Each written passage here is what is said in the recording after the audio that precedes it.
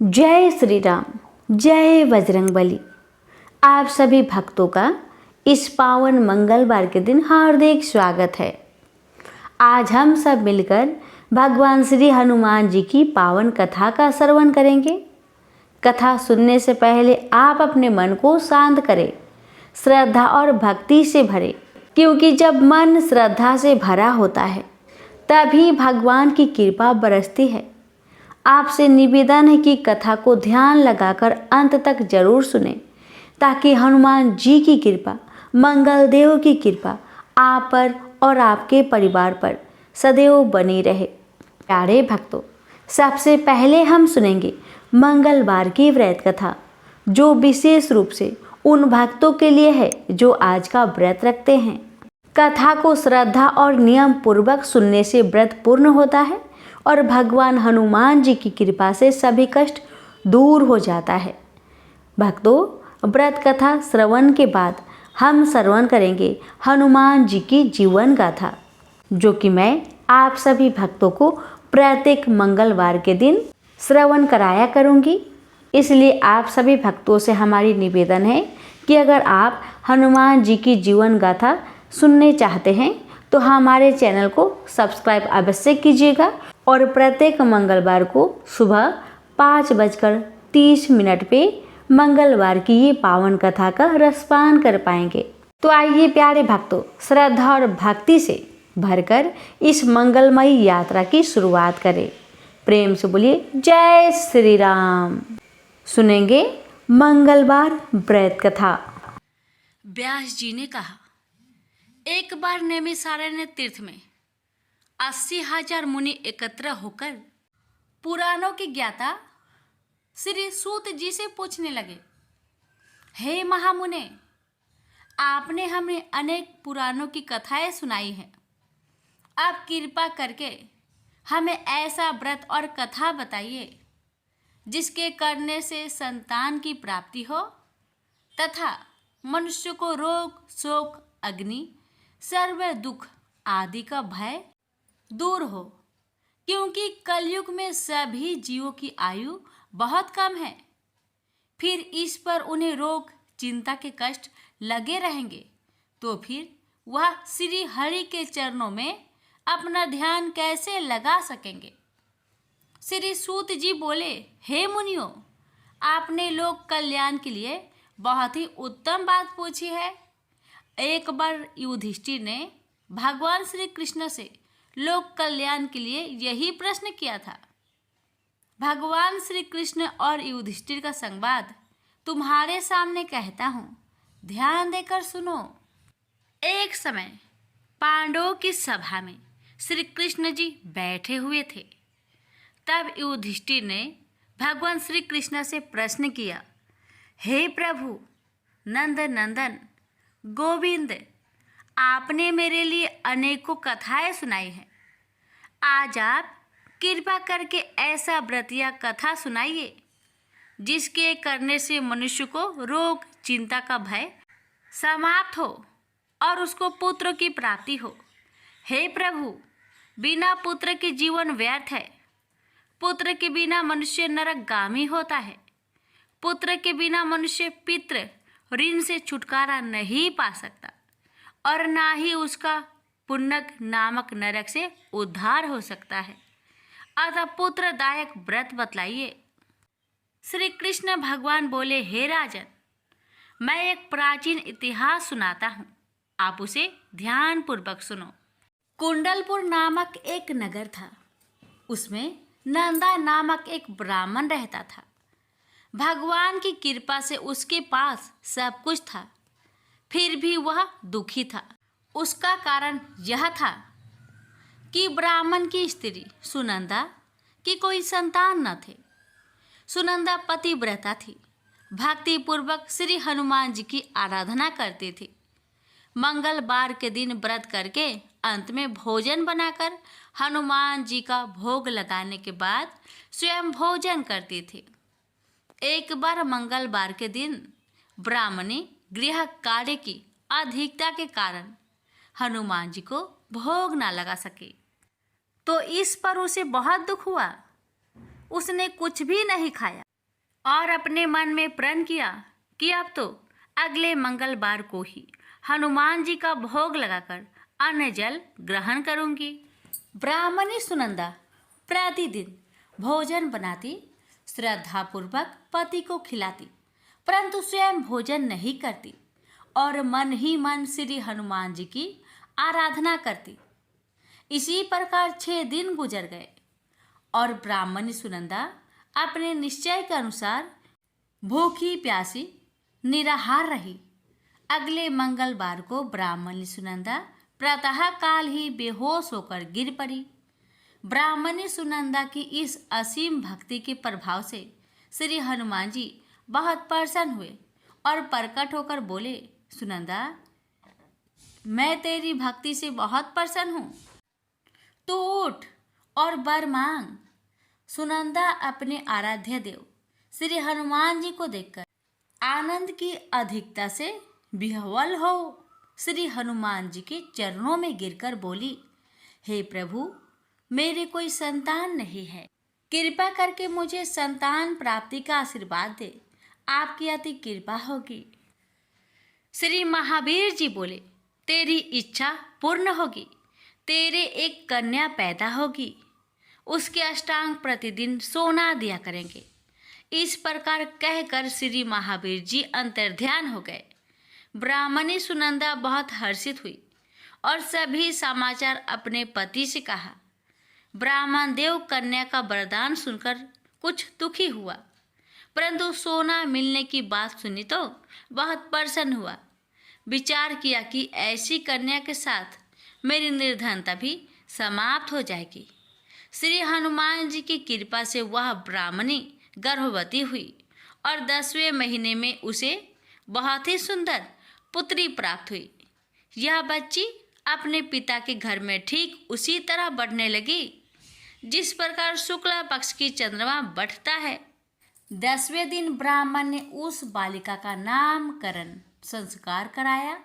उसके कुल पुरोहित ने उस बालिका का नाम रत्नावली रखा, क्योंकि यह कन्या सोना प्रदान किया करती थी।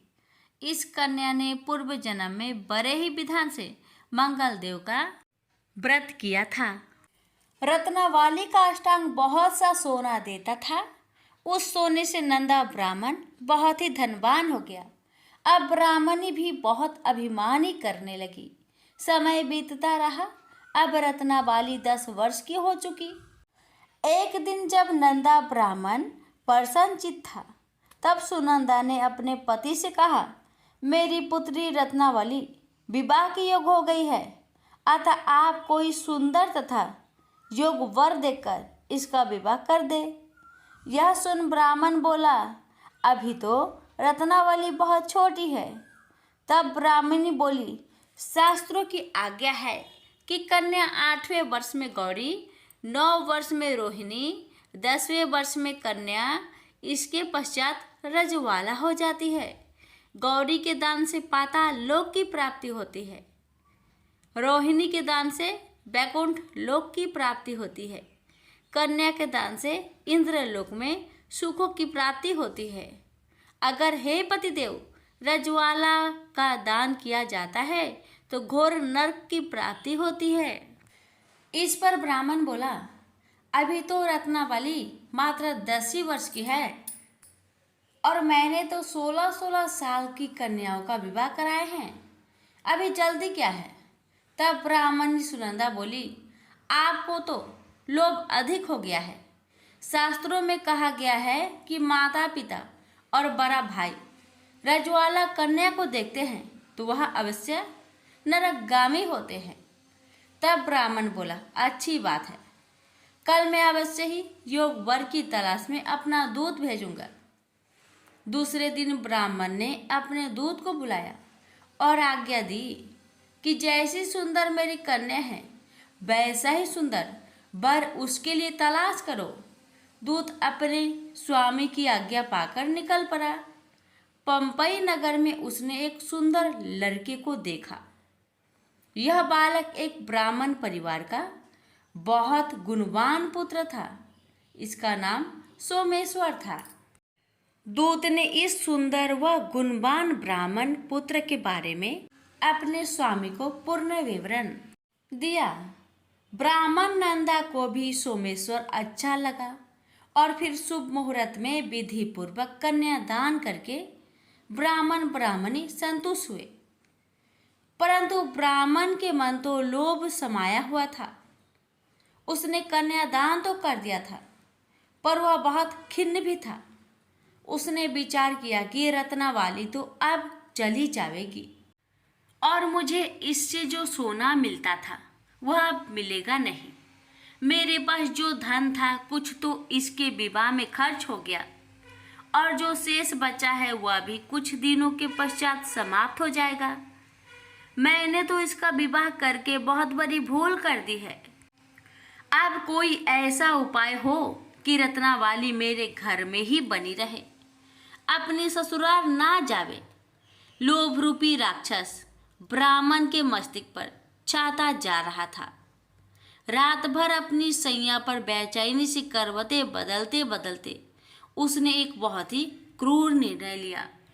उसने विचार किया कि जब रत्नावाली को लेकर उसका पति सोमेश्वर अपने घर के लिए जाएगा तो वह मार्ग में छिपकर सोमेश्वर का वध कर देगा और अपनी लड़की को अपने घर ले आएगा, जिससे नियमित रूप से उसे सोना भी मिलता रहेगा और समाज का कोई मनुष्य उसे दोष भी नहीं दे सकेगा। प्रातःकाल हुआ तो नंदा और सुनंदा ने अपने जामाई तथा लड़की को बहुत सारा धन देकर विदा किया। सोमेश्वर अपनी पत्नी रत्नावली को लेकर ससुराल से अपने घर की तरफ चल दिया। ब्राह्मण नंदा महालोभ के वशीभूत हो अपने मति खो चुका था। पाप पुण्य को उसे विचार न रहा था।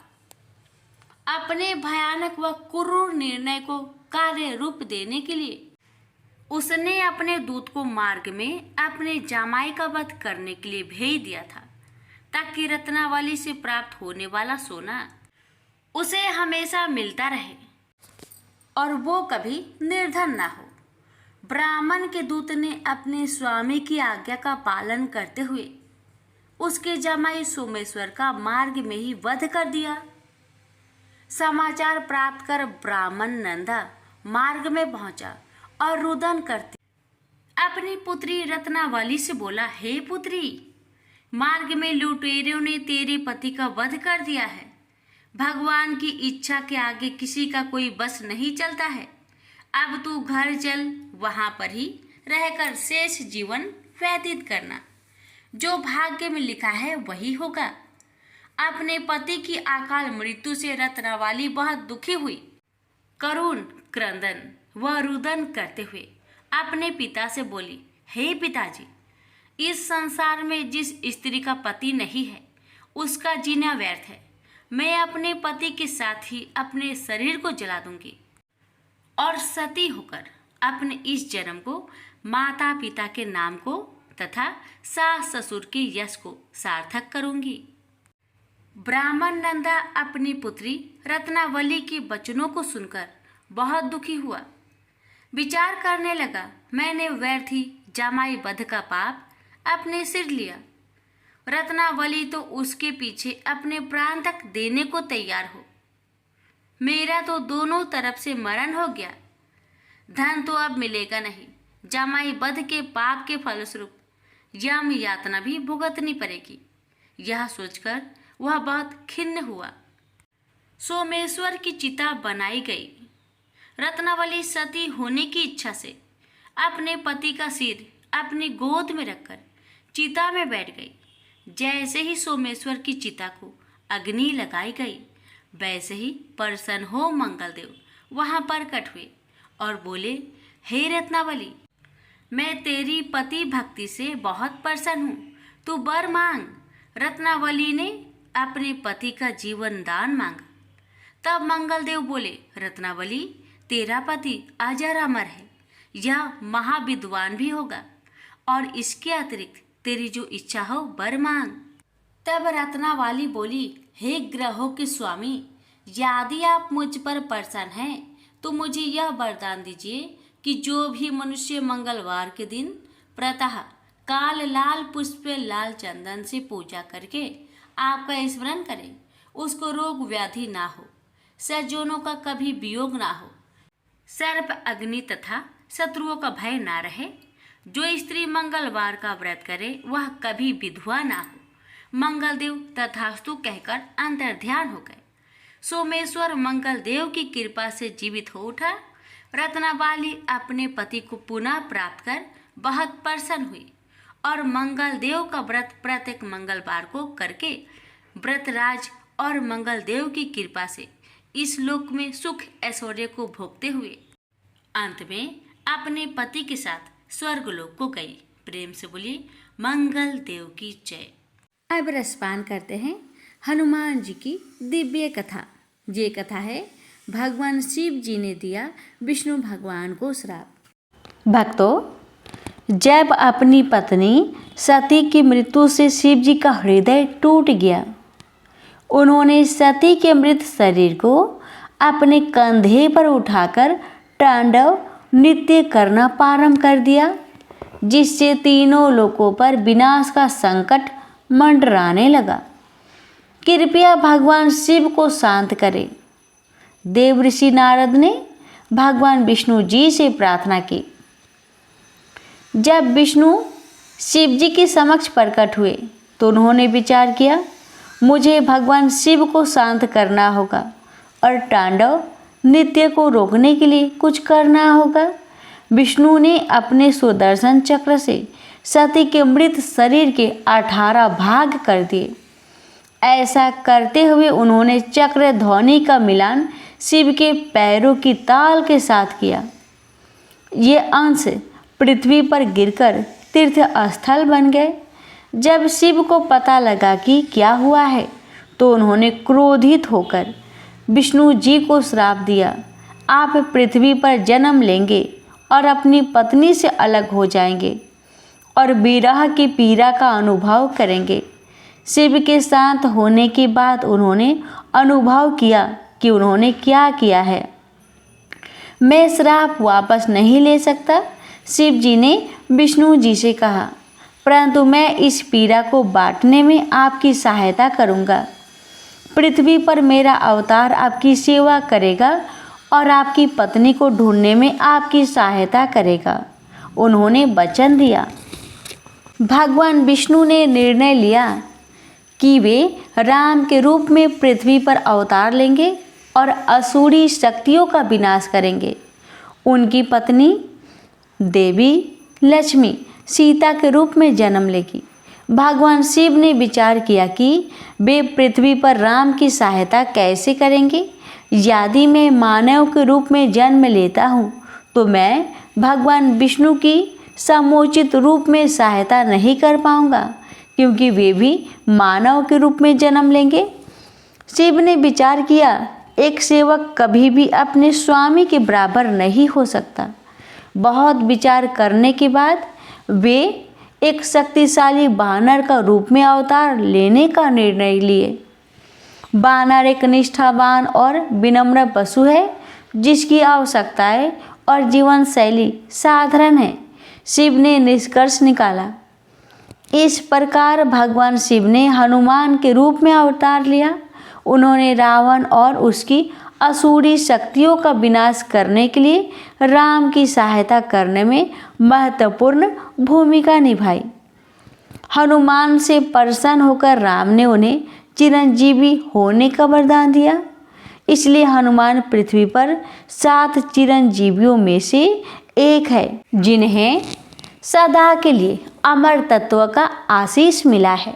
भक्तों, रावण भगवान शिव के सबसे महान भक्तों में से एक था। उनके आशीर्वाद से उसने अपने सभी शत्रुओं को परास्त कर दिया था।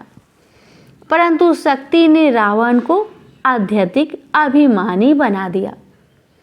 उसने सोचा, क्यों ना मैं भगवान शिव के दर्शन करूं और उनसे मेरे साथ लंका में रहने का अनुरोध करूं। वे मुझे ना नहीं कह सकते, क्योंकि मैं उनका सबसे महान भक्त हूँ। रावण कैलाश पर पहुंचा। वह अभद्रता से नंदी से बोला, भगवान शिव को सूचित करो कि मैं उनसे मिलने आया हूँ। तुम क्या चाहते हो रावण? नंदी ने पूछा। भगवान अभी व्यस्त हैं, रावण ने गर्व से कहा। मैं चाहता हूँ कि भगवान शिव मेरे राज्य लंका में मेरे साथ निवास करें, इसलिए मैं उन्हें आमंत्रित करने तथा उन्हें अपने साथ ले जाने आया हूँ। क्या तुम्हारी बुद्धि भ्रष्ट हो गई है रावण? तुम स्वार्थी और अभिमानी हो। नंदी ने कहा, तुम मूर्ख हो। तुम्हें क्या लगता है कि भगवान शिव कैलाश पर्वत छोड़ देंगे? देवी पार्वती और गणों को छोड़कर भगवान शिव को तुम्हारे साथ लंका में रहने के लिए क्यों जाना चाहिए? नंदी ने पूछा। भगवान शिव से मिलने से रोके जाने पर रावण को अपमान की अनुभूति हुई। तुम्हारा साहस कैसे हुआ मुझे सुझाव देने का? रावण ने क्रोधित होकर कहा। तुम केवल एक बैल हो और बानर के समान मूर्ख हो। हाँ, मैं एक तुच्छ पशु हूँ, नंदी ने उत्तर दिया। परंतु यहाँ कैलाश में लंका से अलग भगवान शिव सभी के साथ समान व्यवहार करते हैं। मुझे आश्चर्य है कि भगवान शिव ने बानर के समान दिखने वाले तुम जैसे पशु को अपने पर्वत और गणों के मुखिया के रूप में नियुक्त किया है। रावण ने क्रोध में कहा। अब नंदी की सहनशीलता समाप्त हो गई। तुम मुझे बानर कहते हो? नंदी गरज उठा। मैं तुम्हें श्राप देता हूँ कि एक बानर तुम्हें पतन की ओर ले जाएगा। नंदी का श्राप सच हो गया, क्योंकि बानर भगवान हनुमान ने शिव के अवतार के रूप में जन्म लिया था। उन्होंने युद्ध में रावण को परास्त करने और उसका वध करने में राम की सहायता की। भक्तों, एक बार की बात है, दो दिव्य ऋषि पर्वत और नारद एक बार अयोध्या के शासक अमरीश के पास गए। वे उसकी सुंदर पुत्री श्रीमती से विवाह करना चाहते थे। जैसा कि मैंने आपसे पहले पूछा था, मुझे श्रीमती से विवाह करना चाहिए। पर्वत ने अमरीश से अनुरोध किया। नहीं, मैं पर्वत से बड़ा और समझदार हूँ, इसलिए मैं आपकी पुत्री के लिए अधिक उपयुक्त वर हूँ, नारद ने कहा। अमरीश ने दोनों ऋषियों से अनुरोध किया। मैं आप दोनों ऋषियों से श्रीमती के स्वयंवर में भाग लेने का अनुरोध करता हूँ, जहाँ वह स्वयं अपने वर का चयन करेगी। नारद सहायता के लिए तुरंत भगवान विष्णु के पास पहुँचे। नारद ने भगवान विष्णु से अनुरोध किया, कृपया मुझे अपने जैसा सुंदर बनाए हरि, ताकि श्रीमती अपने वर के रूप में मेरा चुनाव कर सके। यदि नारद का विवाह हो जाता तो वे एक दिव्य ऋषि के रूप में अपने कर्तव्यों का पालन नहीं करेंगे और उनकी सभी दिव्य शक्तियाँ लुप्त हो जाएगी। भगवान विष्णु ने सोचा, इसलिए उन्होंने नारद को आशीर्वाद दिया, आप हरि के समान दिखाई दे। परंतु हरि का एक अर्थ बानर भी होता है, और विष्णु ने नारद के मुख को बानर के रूप में परिवर्तित कर दिए। नारद श्रीमती से विवाह करने के इच्छुक थे, यह जाने बिना कि वे अब एक बानर जैसे दिखते हैं। वे परंतु पृथ्वी पर वापस चले गए। जब श्रीमती ने नारद को देखा तो जोर से हंस पड़ी। पूरी सभा में उपहास का पात्र बन गया। नारद ने सोचा, भगवान विष्णु मुझे इस प्रकार अपमान का पात्र कैसे बना सकते हैं। वे बैकुंठ गए और बिना अष्टपिक करण सुने भगवान विष्णु को श्राप दे दिया। मैं आपको श्राप देता हूँ कि अपने कार्य को पूरा करने के लिए आपको सदैव बानरों की सहायता लेनी पड़ेगी। नारद ने क्रोधित होकर कहा। भगवान विष्णु ने नारद को समझाया कि यदि उनका विवाह हो गया तो वे अपनी दिव्य शक्तियों को खो देंगे। अरे मैंने क्या किया? नारद उदास होकर बोले। मैंने क्रोध में आकर मूर्खतावश स्वयं भगवान को श्राप दिया है। विष्णु ने उत्तर दिया, मैं आपके श्राप को वरदान में बदल दूंगा। यह राम के रूप में मेरे अवतार के समय हनुमान के जन्म का कारण बनेगा। वे राक्षस राज रावण का अंत करने में मेरी सहायता करेंगे। एक बार इंद्र के दरबार में देवताओं और ऋषियों के मध्य गंभीर चर्चा हो रही थी। अपने क्रोधी स्वभाव के लिए प्रसिद्ध और लोगों के थोड़ा सा उस्काने पर श्राप देने वाले ऋषि दुर्वासा ने देखा कि सभा के समय देवी अप्सरा पुंजिक स्थला इधर उधर घूम रही थी। स्थिर रहो, दुर्वासा ने उसे चेताया, परंतु पुंजिक स्थला दुर्वासा की चेतावनी को अनदेखा करते हुए इधर उधर घूमती रही। क्रोधित दुर्वासा ने उसे एक बानर के रूप में पृथ्वी पर जन्म लेने का श्राप दिया। कृपया मुझे क्षमा करें, पुंजिक स्थला दुर्वासा के चरणों पर गिर गई। मुझे इतना कठोर दंड मत दीजिए। दुर्वासा थोड़े शांत हुए और कहा, मैं अपना श्राप वापस नहीं ले सकता, परंतु मैं इसके प्रभाव को कम कर सकता हूँ। तुम एक बलशाली पुत्र को जन्म देकर पुनः स्वर्ग लौट आओगी। पुंजिक स्थला इंद्र के दरबार में सुंदर और अभिमानी अप्सरा थी और उसे अपनी सुंदरता पर बहुत गर्व था। इंद्र उससे विवाह करना चाहते थे। उन्होंने पुंजिक स्थला के लिए अपनी भावनाओं को व्यक्त किया, परंतु अहंकारी पुंजिक स्थला ने उनके प्रस्ताव को अस्वीकार कर दिया। मैं एक सहस्त्र नेत्रों वाले व्यक्ति से कैसे विवाह कर सकती हूँ? उसने इंद्र से कहा, मेरे पति को तीनों लोकों में सबसे सुंदर होना चाहिए। इंद्र ने पुंजिक स्थला को श्राप दिया, तुम पृथ्वी पर अंजना नामक बानर के रूप में जन्म लोगी।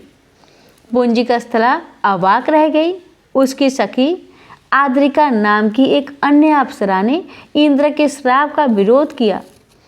आप उसे कैसे श्राप दे सकते हैं, क्योंकि उसने आपसे विवाह करने से मना कर दिया। वह एक बिल्ली की आवाज में इंद्र का उपहास करते हुए उनसे बोली, जिससे इंद्र और भी क्रोधित हो गए। तुम पृथ्वी पर अपनी सखी के साथ क्यों नहीं जाती? इंद्र ने क्रोध में आद्रिका से कहा, जैसा कि तुम बिल्लियों को इतना पसंद करती हो, तुम एक बिल्ली के रूप में जन्म लोगी। देवी अप्सराएं आकाश में विचरण करना पसंद करती थी। एक बार जब पुंजिक स्थला आकाश में विचरण कर रही थी तो उसने नीचे पृथ्वी पर एक बानर ऋषि को देखा। ऋषि एक वृक्ष के नीचे बैठकर इतनी गहनता से ध्यान कर रहे थे कि उन्होंने अप्सरा को नहीं देखा।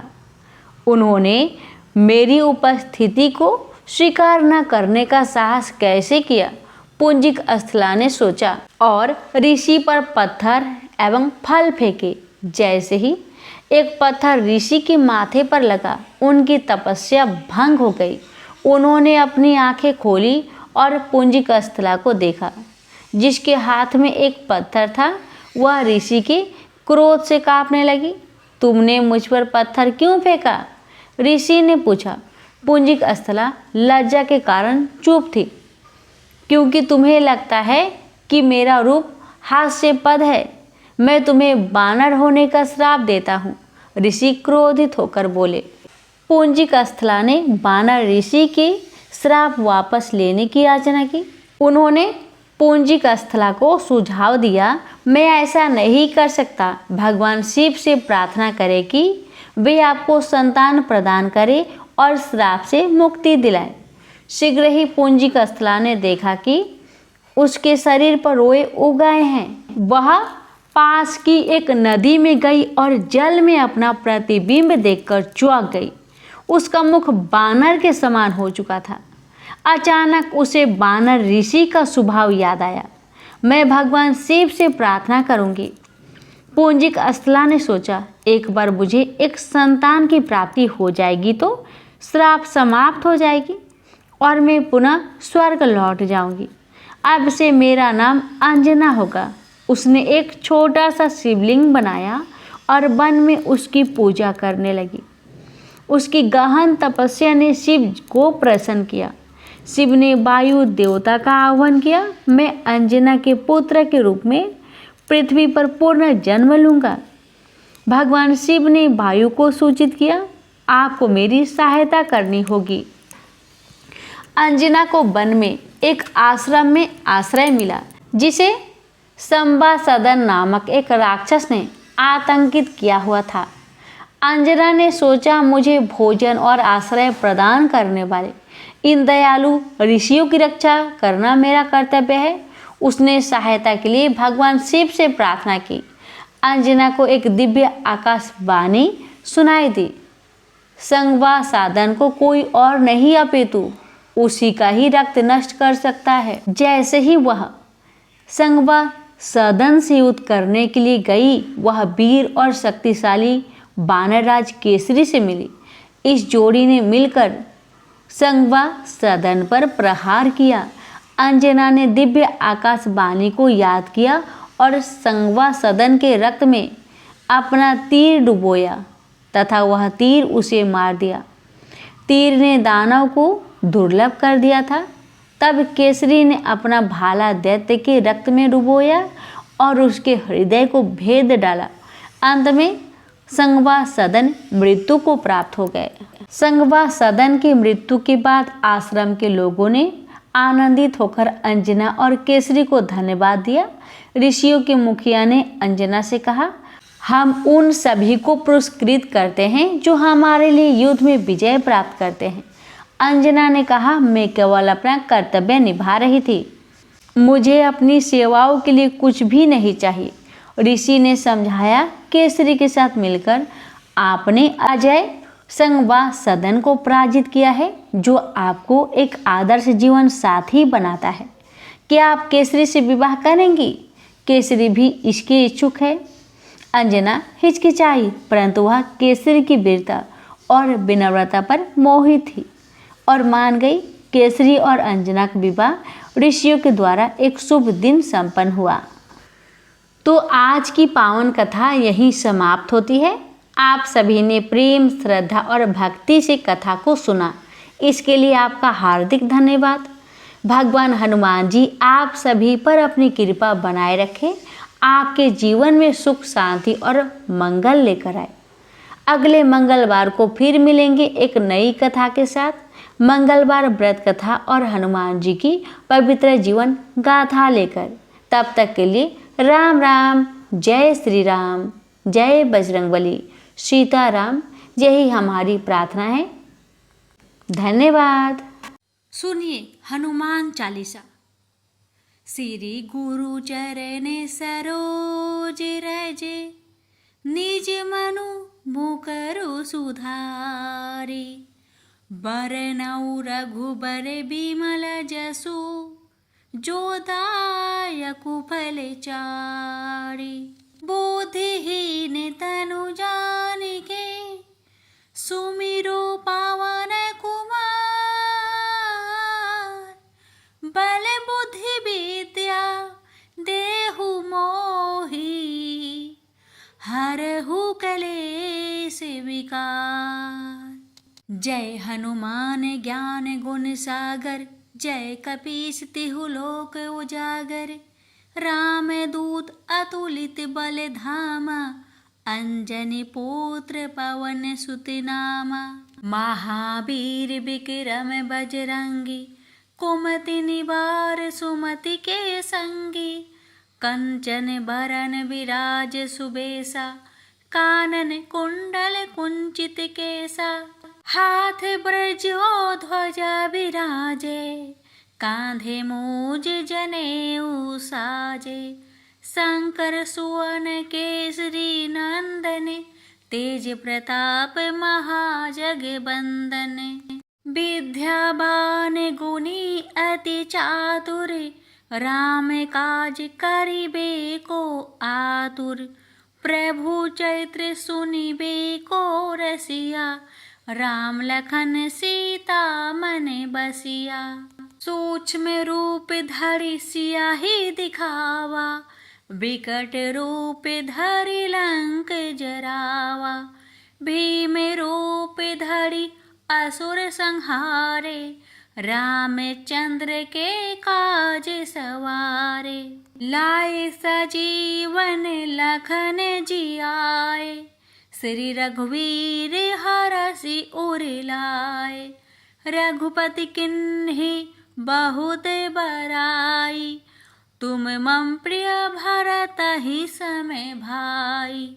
सहस बदन तुम्हें रोजसी गावे, अस कही श्रीपति कंठ लगावे। सनकादिक ब्रह्मादि मुनीसा, नारद सारद सहित अहिसा। जब कुबेर दिगपाल जहाँ ते, कवि कोविद कही सके कहाँ ते। तुम उपकार सुग्रीव वही किन्हा, राम मिलाए राज पद दिन्हा। तुमरो मंत्र विभीषण माना, लंकेश्वर भय सब जग जाना। जुग सहस्त्र जो जन पर भानु, लिल्युताहि मधुर फल जानु। प्रभु मोद्रिका महली मुखे माही, जलधि लांघि गए अचरज नाहि। दुर्गम काज जगत के जेते, सुगम अनुग्रह तुम रे तेते। राम दुआरे तुम रखवारे, होत न आज्ञा बिनु पैसारे। सब सुख लाहे तुम्हारी सरना, तुम रक्षक काहू को डरेना। आपन तेज सम्हारो आपे, तीनों लोक हाकते कापे। भूत पिचास निकट नहीं आवे, महावीर जब नाम सुनावे। नासै रोग हरे सब पीरा, जपत निरंतर हनुमत बीरा। संकट ते हनुमान छुड़ावे, मन क्रम वचन ध्यान जो लावे। सब पर राम तपस्वी राजा, तिनके काज सकल तुम साजा। और मनोरथ जो कोई लावे, सोई अमित जीवन फल पावे। चारों जुग परताप तुम्हारा, है प्रसिद्ध जगत उजियारा। साधु संत के तुम रखवारे, असुर निकंदन राम दुलारे। अष्ट सिद्धि नौ निधि के दाता, असबर दीन जानकी माता। राम रसायन तुम्हारे पासा, सदा रहो रघुपति के दासा।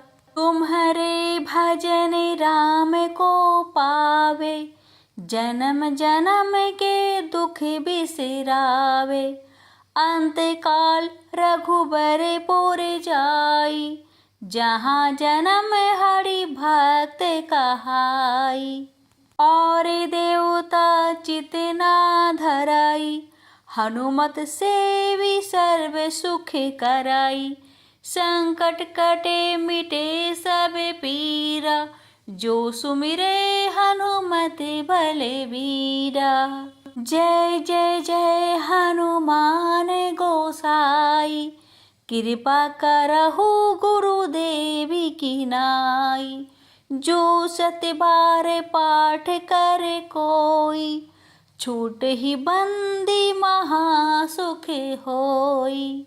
जो यह पढ़े हनुमान चालीसा, होई सिद्धि साखी गौरीसा। तुलसीदास सदा हरि चेहरा, की जयनाथ हृदय महडेरा। पवन तनया संकट हरन, मंगल मूर्ति रूप। राम लखन सीता सहित, हृदय बसहु सुर भूप। प्रेम से बोलिए महावीर जी की जय। मंगलवार आरती। आरती की जय हनुमान लाला की, दुष्ट दलन रघुनाथ कला की। जाके बलि से गिरिवर कापे, रोग दोष जाके निकट न झाके। अंजनी पुत्र महाबलदाई, संतन के प्रभु सदा सहाय। देवीरा रघुनाथ पठाए, लंका जारी सिया सुधिलाए। लंका सौकोट समुद्र सिखाई, जाते पवन सुत बार न लाई। लंका जारी असुर संग हारे, सिया राम जी के काज सवारे। लक्ष्मण मोरे चिति परे सकारे, आनी सजीवन प्राण उबारे। पैठी पाताल तोरी जमकारे, अहि रावण की भुजा उखारे। बाएं भुजा असुर दल मारे, दाहिने भुजा सती जन तारे। सुर नर मुनि जन आरती उतारे, जय जय जय हनुमान उचारे। कंचन थार कपूर लो छाई, आरती कारत अंजना माई। लंक विध्वंस किन्हीं रघुराई, तुलसीदास प्रभु कीर्ति गाई। जो हनुमान जी की आरती गावे, बसी बैकुंठ परम पद पावे। आरती की जय हनुमान लला की, दुष्ट दल ने रघुनाथ कला की। आरती की जय हनुमान लला की, दुष्ट दल ने रघुनाथ कला की। प्रेम से बोलिए पवन पुत्र हनुमान की जय। मंगल देव की जय।